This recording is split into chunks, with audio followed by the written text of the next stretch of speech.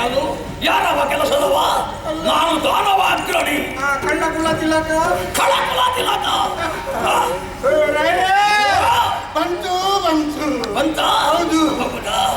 ಅದಕ್ಕೆ ಬಾರದಿಂದ ಹಾಗೆ ಏನು ವ್ಯವಸ್ಥೆ ಮಾಡುವ? ಅದು ಬಾರಿಗೆ ಪ್ರಯತ್ನ ಪಟ್ಟು ಆದ್ರೆ ಆಗುದಿಲ್ಲ. ಬರ್ತಾ ಉಂಟು. ವೈದ್ಯರಲ್ಲಿಗೆ ಹೋಗಿ ಏನಾದ್ರೂ ದಾರಿ ಹೇಳಿ. ಅದು ಅಲ್ಲ, ಮತ್ತೆ ಯಾವುದು? ಕಂಟಕ. ಕಂಟಕ? ಹೌದು. ಏನು ಕಂಟಕ? ನಾವು ಬಾಯಿದು ಬೇರೆ ರಕ್ಷಕರು. ಹೌದು.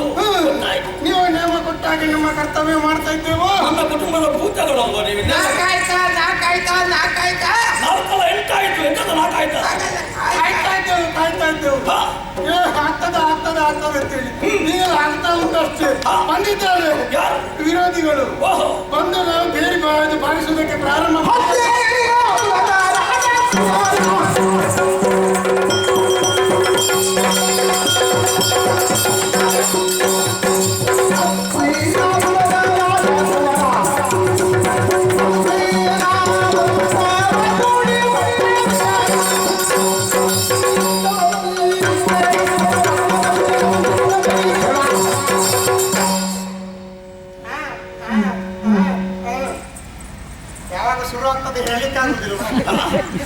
ಎಲ್ಲಿ ಮುಗೀತದೆ ಬಂದವರು ಇಲ್ಲಿ ಹಸ್ತಿನಾಪುರದ ರಾಜಕುಮಾರರು ಬಂದಿದ್ದಾರೆ.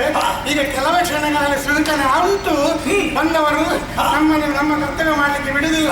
ಆದ್ದರಿಂದ ರಾಯರೇ ನೀವು ಮುಂದೆ ಹೋಗಿ ಹೋಗುದು ವಿಚಾರಣೆ ಮಾಡಿ. ಒಬ್ಬ ದೇವವ್ರತ ಮತ್ತೊಬ್ಬ ಮಂತ್ರಿ ಮತ್ತೊಬ್ಬ ಮಾರ್ಬಲ್.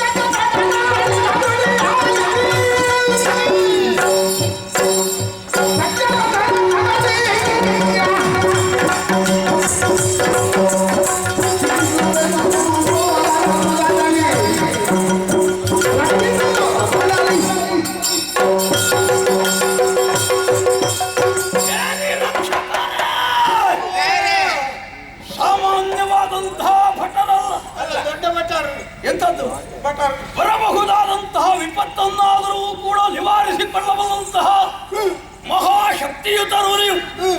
ಅಂತಹ ನಿಮ್ಮನ್ನು ಹೆದರಿಸಿ ಈ ರೀತಿಯಾದಂತಹ ಕೆಲಸವನ್ನು ಕೈ ಹಾಕಿದ್ದಾರೆ ಅಂತಾದರೆ ವಿಚಾರಿಸಿದವಾಗ ಹಸ್ತಿನಾಪುರೇಶ ಎನ್ನುವುದು ತಿಳಿಯಿತು.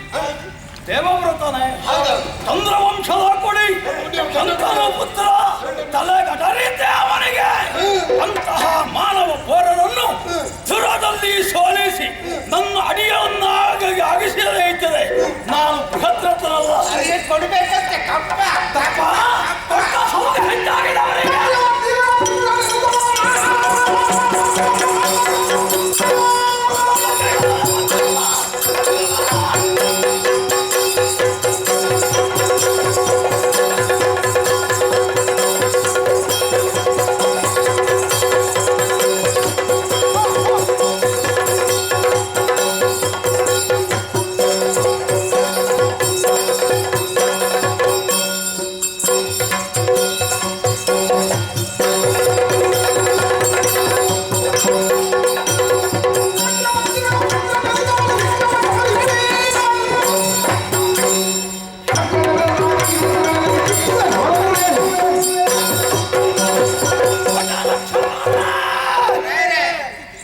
ಚಕ್ರವರ್ತಿ ಮನೆತನ.